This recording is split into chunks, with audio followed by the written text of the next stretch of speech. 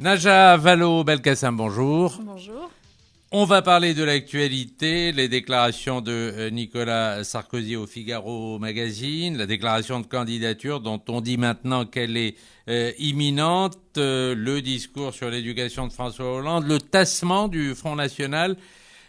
On va commencer par le président de la République qui envisage le recours au référendum pour faire arbitrer par le peuple ses choix sur les chômeurs ou sur les immigrés. C'est une erreur, c'est une posture ou c'est un désir d'un réel arbitrage de ces questions par les citoyens? C'est une mascarade, c'est une escroquerie. Et en même temps, j'arrive à comprendre Nicolas Sarkozy. Si vous voulez, sa situation est quand même difficile. Il a bien conscience qu'il ne pourra pas faire campagne cette fois-ci sur les questions économiques, sur les questions sociales, sur les questions de justice, parce que tout son bilan plaide contre lui. Il ne pourra pas parler d'emploi parce que tout son bilan, c'est 1 million de chômeurs en plus. Il ne pourra pas parler de sécurité parce que son bilan, c'est 20% des violences, de violences sur les personnes en plus depuis 2007. Alors évidemment, il lui reste une seule chose pour faire campagne, c'est d'évoquer les valeurs. Les valeurs, donc il nous dit, si je reprends son entretien, le travail, l'autorité, la responsabilité. Le travail, il propose ce référendum sur les chômeurs et leur indemnisation. Que veut-il exactement? Remettre en cause le principe même d'une indemnisation des chômeurs? Il nous dit, mais non, c'est pour inciter, voire obliger les chômeurs à se former quand il le faut. Mais les chômeurs ne demandent pas mieux que de se former. Mais M. Sarkozy, ces dernières années, a coupé les moyens du service public de l'emploi, a coupé les moyens de la formation et les chômeurs n'ont pas accès à une formation. Il nous dit par ailleurs, mais il faudrait les obliger à accepter la deuxième offre d'emploi parce que, vous savez, il y a beaucoup d'abus, il y a beaucoup de gens qui se complaisent dans le chômage. Au fond, il reprend les propos de son ministre Wauquiez. Le cancer de la société, ce serait les chômeurs et pas le chômage. Et moi, je lui réponds, à lui comme à M. Wauquiez, je leur réponds, mais beaucoup de chômeurs voudraient pouvoir accepter la deuxième offre d'emploi si tant est qu'ils en avaient eu une première. Mais le problème, c'est que ces dernières années, rien n'a été fait pour préserver l'emploi. Oui, mais enfin, l'idée, Najat Vallaud-Belkacem, l'idée de rendre obligatoire pour le demandeur d'emploi le suivi d'une formation, vous n'êtes pas contre? Non, D'ailleurs, vous remarquez dans les sondages que les Français eux-mêmes sont d'accord avec toutes les idées de bon sens. La question, c'est donne-t-on vraiment les moyens aux idées de bon sens de se concrétiser? Encore une fois, quand on coupe les moyens, vous savez qu'il y a 3000 emplois qui ont disparu du pôle emploi ces dernières années. Vous comprenez ce que ça signifie? Ça signifie qu'aujourd'hui, quand vous êtes chômeur, et je pense que parmi les auditeurs, il y en a beaucoup, ou peut-être dans leur entourage, quand vous êtes chômeur et que vous allez au pôle emploi, vous avez un conseiller chargé de suivre 100 chômeurs. Si vous comparez avec un pays comme le Danemark, vous avez un conseiller pour 40 chômeurs. Forcément, ça vous donne une qualité du suivi et de l'accompagnement du chômeur qui varie un peu. Et notamment, les conseillers qui sont là normalement pour inciter les chômeurs à entrer dans des formations, etc., ne peuvent pas le faire. Ils n'en ont pas le temps, ils n'en ont pas les moyens, ils n'en ont pas la possibilité. Donc moi, je veux bien qu'on dise qu'il faut former les chômeurs au chômage. C'est une idée de bon sens, mais donnons les moyens à cette idée de bon sens de se concrétiser. En tout cas, la déclaration de candidature de Nicolas Sarkozy est imminente. Et pour vous, est-ce que ça va changer la donne, pardon? Pas vraiment sur le fond, parce que Nicolas Sarkozy est en campagne depuis bien longtemps et on le sait, à chacun de ses déplacements, il n'a de cesse que de critiquer son adversaire François Hollande ou de dénigrer un tel ou un tel. Ce que ça aura comme vertu, son entrée en campagne officielle, c'est qu'enfin on arrêtera cette triche, il faut l'appeler comme ça, qui consiste à utiliser les moyens de l'État, c'est-à-dire les moyens des contribuables, les moyens des Français, pour faire campagne pour un parti, pour un clan. Je veux dire, Nicolas Sarkozy, aujourd'hui, décemment, doit dire qu'il est le candidat et d'abord prendre acte de son bilan et s'expliquer sur ce bilan, et puis expliciter son projet aussi, et enfin arrêter de faire campagne aux frais de l'État. Mais on sait quand même qu'un candidat, dès lors qu'il déclare sa candidature, gagne automatiquement quelques points. Est-ce que Nicolas Sarkozy devrait entrer en campagne maintenant d'un jour à l'autre? Est-ce que vous redoutez cette entrée en campagne? Redouter, non. Surtout si elle se fait de façon aussi caricaturale que le laisse présager cet entretien au FIGMAG. Il y a quand même une constante chez Nicolas Sarkozy. Il a varié sur beaucoup de sujets ces dernières années, mais il y a une constante chez lui, c'est cette propension à prendre les Français pour des imbéciles et à miser sur leur faible mémoire, à miser sur le fait qu'ils ne se souviendront pas de ce qui a été fait ces dernières années, des propos qui ont été tenus par Nicolas Sarkozy ces dernières années, sur lesquels il revient allègrement au gré de ses humeurs. Donc, si vous voulez, pas beaucoup d'inquiétude sur cette entrée en campagne de Nicolas Sarkozy. Si elle devait lui amener quelques points dans les sondages de façon un peu automatique, ma foi, tant mieux pour lui. Mais je ne crois pas que ce soit cette entrée en campagne qui vienne enrayer la machine terrible pour lui, qui est la machine du bilan. De fait, les Français constatent que la France va beaucoup plus mal 5 ans après 2007 qu'en 2007. Et vous savez, on ne peut pas dire que c'est de la faute de la crise, parce que sinon on arrête de faire de la politique. On se contente d'avoir des administrations pour gérer le pays. Ça n'est pas de la faute de la crise. Si la France va plus mal, c'est la faute des politiques économiques et sociales qui ont été... La crise n'y est pour rien, à votre avis? La crise y est pour quelque chose. La Cour des comptes elle-même relevait, puisqu'on peut considérer que la Cour des comptes dans notre pays est une agence de notation légitime, en quelque sorte. Présidée par un socialiste, d'ailleurs. La Cour des comptes elle-même relevait que les 2/3 des déficits et de l'endettement de la France étaient dus plutôt aux politiques économiques qui ont été choisies ces dernières années qu'à la crise elle-même. La crise a affecté tous les pays voisins. Regardez comment s'en sort un pays qui est souvent cité en modèle par Nicolas Sarkozy, l'Allemagne, qui va beaucoup mieux, qui a vu son taux de chômage augmenter 2 fois moins vite que le nôtre et qui s'en est sorti. Enfin, si on compare avec l'Espagne ou l'Italie ou l'Irlande, ça va en revanche beaucoup mieux en France. Comme je le dis souvent dans les réunions publiques auxquelles je suis invitée à participer, c'est pas parce que votre enfant rentre avec un 6 sur 20 et que son petit voisin a eu 4 sur 20 que ça fait de lui un bon élève. Moi, je crois que quand on fait de la politique, il faut croire à la possibilité d'améliorer les choses. Si on est là juste de façon fataliste à dire c'est la crise, c'est comme ça en haussant les épaules, c'est les marchés, c'est la mondialisation, c'est pas la peine de faire de la politique. Madame Najat Vallaud-Belkacem, la campagne se resserre maintenant autour de François Hollande et Nicolas Sarkozy. Marine Le Pen connaît un tassement dans les sondages. Est-ce à dire que les deux camps vont lui refuser des parrainages ? D'abord, il faut faire attention à ne pas surinterpréter les petits mouvements d'humeur dans l'opinion au gré des sondages si réguliers et si fréquents. Moi, ce que je crois à titre personnel, c'est que Marine Le Pen pèse quelque chose dans l'opinion. Est à un niveau important et qu'il ne faudrait pas se bercer d'illusions en imaginant que du jour au lendemain, elle retombe. Malheureusement, elle correspond à quelque chose. Elle correspond à la fois à un vote d'adhésion, j'allais dire, incompressible, lié aux idées qu'elle défend, qui sont toujours, rappelons-le, des idées d'exclusion, voire xénophobes, etc. Et puis, elle correspond à 2 autres choses. Un vote de rejet des partis traditionnels, au fond, tous ces gens qui vous disent finalement les partis classiques, la droite, la gauche, vous n'avez pas réussi grand-chose, donc on va tester autre chose. Et puis, une dernière chose, tous ces gens qui sont sincèrement convaincus, sans être pour autant xénophobes, sincèrement convaincus que sortir de l'euro, remettre des protections à nos frontières, ça va nous aider dans la crise économique que nous traversons. Donc je crois qu'il y a en effet tout cet électorat-là en France. Qu'à cet électorat, il faut adresser un message clair, qui est que le seul redressement possible de ce pays, ça passera par le véritable changement initié par François Hollande, ça passera par le retour de la croissance dont je viens de vous dire que la croissance, c'est pas une donnée exogène qu'on attend, un peu comme certains attendent qu'il pleuve. La croissance, ça se fabrique, ça se construit, ça va se chercher en faisant des investissements intelligents, en faisant en sorte que la jeunesse de ce pays soit bien formée, qu'elle trouve des emplois. Donc on pourra sans doute y revenir tout à l'heure. Bref, tout cet électorat tenté par Marine Le Pen, il faut lui adresser un discours de raison, un discours d'intelligence.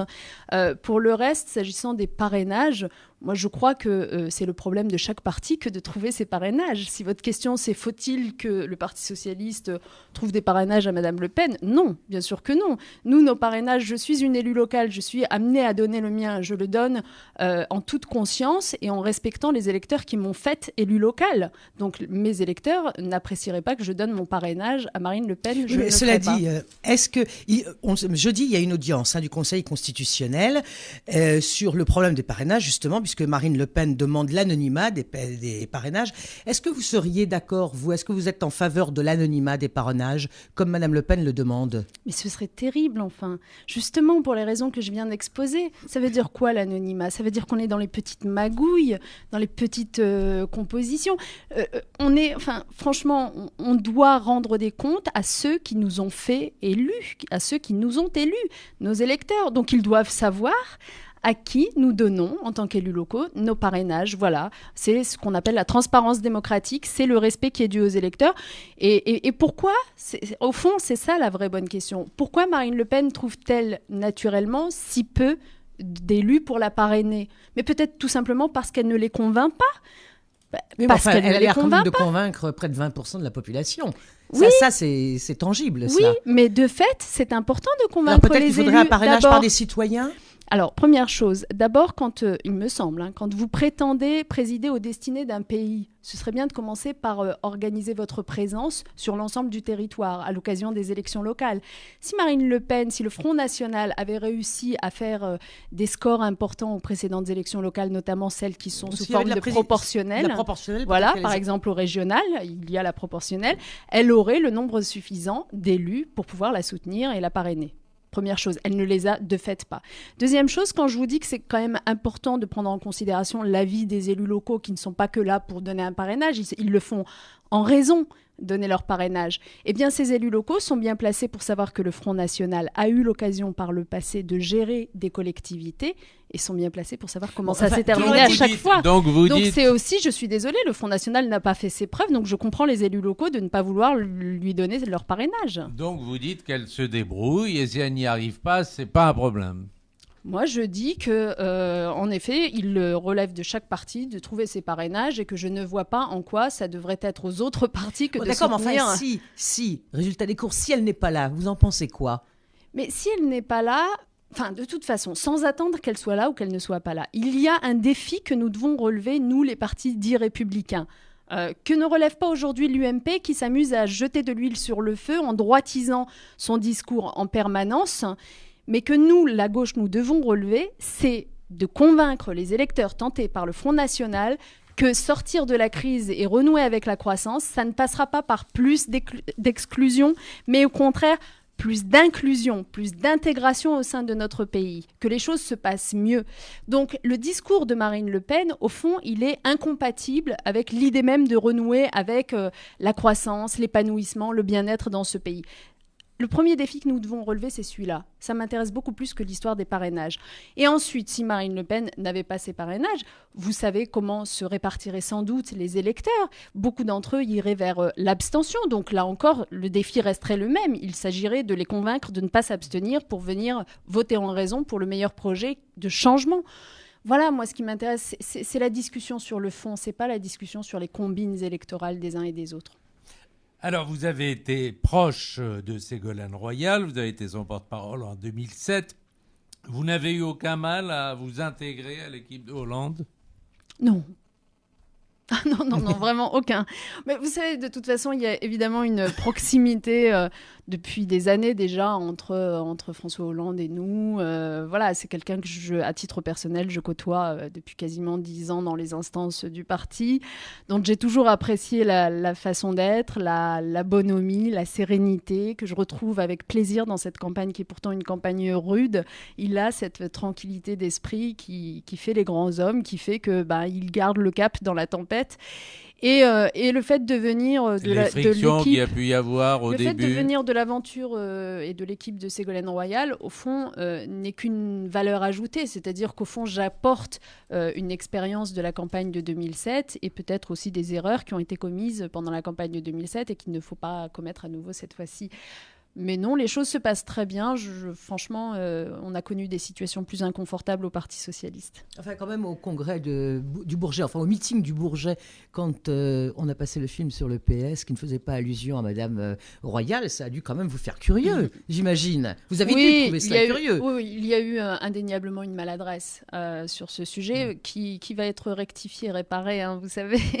Nous avons un prochain meeting, d'ailleurs, c'est bientôt à Rouen, le 15 février. Il y aura un film du PS avec Ségolène Royal. Et rectifier, même si, n'y revenons pas plus longuement, mais vous savez, c'était la conjonction de 3 supports différents. Les 3 films qui ont été projetés au Bourget n'ont pas été réalisés par les mêmes personnes. Donc en réalité, c'est une succession de petites maladresses qui ont fait une grosse maladresse à la fin. Voilà, tout cela sera réparé. Et par ailleurs, je souligne que Ségolène Royal, pour le coup, il faut lui rendre justice, joue totalement le jeu dans cette campagne présidentielle. Elle a également souhaité que le PS ne l'oublie plus. Mais elle a raison. Elle a apporté tant au Parti socialiste dans la rénovation des idées, dans la modernisation de ce parti. Même les primaires, c'est elle qui les a portées au début. Donc, bien sûr qu'il faut lui rendre justice en permanence à Ségolène Royal, et d'autant plus que, je vous dis, elle est en campagne, sur le pont, tous les jours, aux côtés de François Hollande et pour soutenir sa candidature. Au cas très probable où François Hollande et Nicolas Sarkozy arrivent en tête au premier tour,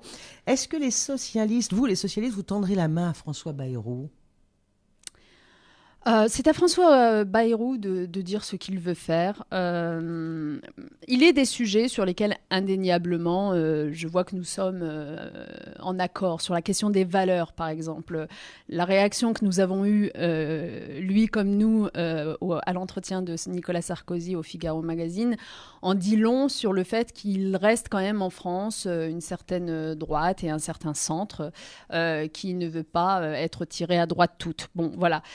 Maintenant, moi, ce que je reproche à François Bayrou, c'est au fond d'avoir participé à la désastreuse aventure idéologique de Nicolas Sarkozy ces 5 dernières années en refusant de choisir en 2007. Et je lui dis que si il refuse à nouveau de choisir en 2012, il permettra peut-être à cette aventure de continuer. Et ça, il ne peut pas se le permettre. En toute responsabilité, en toute conscience, maintenant, il doit choisir et nous dire dans quelle voie il veut entraîner la France. Il doit choisir avant ou il doit choisir entre les 2 tours ? Oh, ça, c'est son problème. Moi, c'est pas à moi de lui donner des conseils. Nous, c'est très important dans une campagne présidentielle. Bien sûr qu'on fait campagne contre des adversaires et bien sûr qu'on n'est pas seul, isolé. Mais il faut toujours avoir à l'esprit qu'une campagne présidentielle, c'est la rencontre d'un homme, en l'occurrence François Hollande, et puis nous, son équipe, avec les Français. Donc, ce qui nous importe, au fond, c'est ce travail de conviction et d'adhésion auprès des Français. Ce que les autres font chacun dans leur couloir, eh bien, on verra bien où ça les mène le 22 avril, et il sera toujours temps de se demander qui peut se rapprocher de qui, mais pour l'instant, nous faisons ce travail de conviction. Enfin, on se souvient quand même en 2007, et vous êtes bien placé pour le savoir, donc, puisque vous étiez la porte-parole de Madame Royal, dans la dernière ligne droite, François Bayrou a laissé tomber Madame Royal. C'est bien ce que je lui reproche, clairement, bien sûr. Il a manqué de lucidité à l'époque, ou je ne sais pas, ou d'ambition pour la France. Et j'espère qu'en 2012, cette lucidité et cette ambition lui reviendront. Voilà. Moi, je pense qu'on ne peut pas avoir passé son temps à critiquer, à dénigrer la politique menée par Nicolas Sarkozy ces dernières années et laisser entendre aujourd'hui qu'on se tâte encore, qu'on hésite encore sur qui soutenir si jamais on se retrouvait dans cette configuration à nouveau en 2012. Voilà, il faut qu'il soit clair dans ses choix. Mais c'est à lui. Comment vous avez jugé la poignée de main Sarkozy-Hollande au dîner du CRIF ? Très bien, très bien. J'ai trouvé que c'était un geste républicain, de bonne aloi. C'était sans doute la meilleure des choses à faire. Ils n'allaient quand même pas assister à ce dîner tous les deux en s'ignorant pendant toute la soirée. Donc voilà ce que permet aussi le dîner du CRIF. Tiens, puisqu'on évoquait François Bayrou, dont je n'ai pas aimé, je vais vous le dire clairement, le propos sur l'aspect, le côté communautariste du dîner du CRIF. Que j'ai trouvé quand même d'autant plus malvenu comme propos que d'habitude il y assiste. Et que, comme il a hasard... dit je ne vais pas à ce dîner communautaire, mais il se trouve effectivement, dont acte qu'il est venu dans tous les dîners précédents. Et soudain en année présidentielle, comme ça, il change d'avis.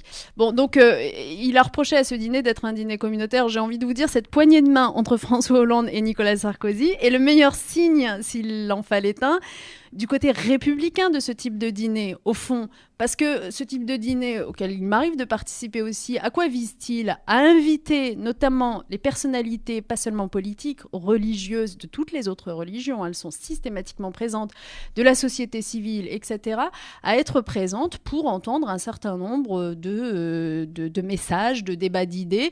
Parfois, les discours qui y sont tenus ne font pas plaisir à tout le monde. C'est rarement totalement partisan comme dîner. Et au fond, ça a plutôt une vertu d'ouverture et de permettre à des gens qui ne se croisent pas habituellement, pas seulement de se serrer la main, mais de s'écouter les uns les autres. Donc, voilà. Jean-Luc Mélenchon rassemble beaucoup de monde dans ses meetings. Est-ce qu'il vous dispute une partie de votre électorat naturel? Écoutez, Jean-Luc Mélenchon a... Il faut lui reconnaître quand même un véritable charisme, une capacité à entraîner son public. Il est des sujets sur lesquels je le suis. Voilà, je trouve son enthousiasme bienvenu parce que je pense qu'on est dans un pays qui a besoin d'enthousiasme.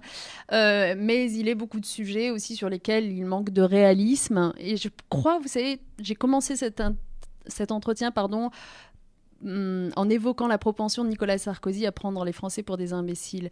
Eh bien, moi, je ne prends pas les Français pour des imbéciles et au contraire, je les trouve particulièrement lucides et tristement lucides, j'allais dire, sur la situation de leur pays et très demandeurs de solutions crédibles. Ce sont les Français qui sont le plus mal en point, qui aujourd'hui veulent être rassurés sur la crédibilité des propositions économiques, sociales, etc. qu'on leur fait. Pourquoi ? Parce qu'ils savent bien que si on leur promet la lune, de toute façon, on ne tiendra rien et que ce seront encore une fois, eux, les premiers à souffrir du non-respect de nos engagements. Et donc, Jean-Luc Mélenchon, souvent sur un certain nombre de sujets, s'avance trop et prend des engagements intenables. Et il faut faire attention à ça, parce que ce qui détourne les Français de la politique, c'est tous ces engagements qui n'ont pas été tenus ces dernières décennies. François Hollande, à contrario, ne promet jamais rien qu'il ne sache pouvoir tenir. C'est ça qui fera son crédit et son succès, je pense. On vous reproche quand même parfois, comme dans le discours sur l'éducation de François Hollande, d'avoir dit il faut un investissement dans la recherche et l'université sans jamais exposer les mesures qu'il entend mettre en œuvre dans ce domaine. Écoutez, alors, s'il y a un domaine dans lequel, au contraire, François Hollande a été très précis et depuis très longtemps, c'est bien la question de l'éducation. D'ailleurs, je vous renvoie à son discours à Orléans il y a à peine quelques jours. On lui a reproché, par exemple, ces 60 000 postes qu'il veut remettre dans l'éducation nationale. C'est quand même affligeant. C'est quand même affligeant. Quand vous pensez, aujourd'hui, ça n'est plus 150 000 jeunes qui sortent du système scolaire sans diplôme. Vous savez, on dit souvent, par année, 150 000 jeunes. Non, ça a augmenté ces dernières années. C'est plutôt 180 000 jeunes. 180 000 jeunes qui sortent sans diplôme. Ils ont à la sortie un taux de chômage qui n'est pas de 25% comme la moyenne des jeunes. Ils ont un taux de chômage qui est de 40%. À votre avis, ça coûte combien à la société, toute cette jeunesse mal formée, en exclusion, en échec scolaire et puis en échec d'insertion? Ça coûte combien à la société? Ça coûte 4 fois plus que ce que coûteront les 60 000 postes qu'on va remettre dans l'éducation. De la même façon, vous avez eu ces dernières années un total abandon de la part de l'État de toutes les ambitions consistant à remettre à égalité les élèves face à la formation. On sait par exemple que les inégalités entre les élèves se creusent très tôt, dès le plus jeune âge. Dès 4 ans, tous les spécialistes vous le diront, le nombre de mots qui sont maîtrisés par les enfants de 4 ans en fonction du quartier où ils habitent et de l'école où ils vont est très différent. Très différent. Ça veut dire qu'au fond, la différenciation sociale est à l'œuvre dans la réussite scolaire dès le plus jeune âge. Et donc, qu'est-ce qu'il faut faire par rapport à ça ? Il faut scolariser les enfants très tôt, y compris avant 3 ans. Eh bien, ces dernières années, le gouvernement a supprimé la possibilité... Il faut beaucoup de moyens et vous aurez les moyens de le faire. Mais il faut mettre des moyens dans les priorités, madame. Enfin, je vous le redis, sinon vous ne faites plus de politique. Laissez les administrations gérer. Si vous estimez qu'il faut se contenter de subir la crise et de dire on n'a pas les moyens... Moi, je vous dis que les moyens, il faut les récupérer. Je suis journaliste, moi, je ne suis pas politique. Les moyens, il faut les récupérer là où ils sont, confère le rapport de la Cour des comptes qui tombe à point nommé pour tirer le bilan des années Sarkozy, mais vraiment à point nommé, et qui vous dit notamment qu'on n'a pas suffisamment lutté ces dernières années contre les niches fiscales et qu'il serait très aisé, dit la Cour des comptes, de supprimer 15 milliards d'euros par an de niches fiscales sans que ça porte aucunement atteinte à l'activité économique du pays.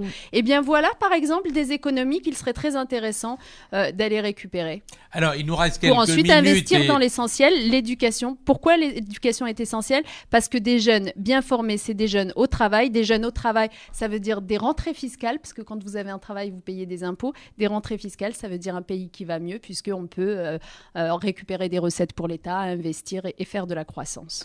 Alors, on a encore quelques questions pour les quelques minutes qui nous restent. Est-ce que Najat Vallaud-Belkacem, sur les grandes lignes de la diplomatie et de la politique étrangère, Proche-Orient, printemps arabe, question iranienne, il y aura une autre façon de gouverner pour la gauche ?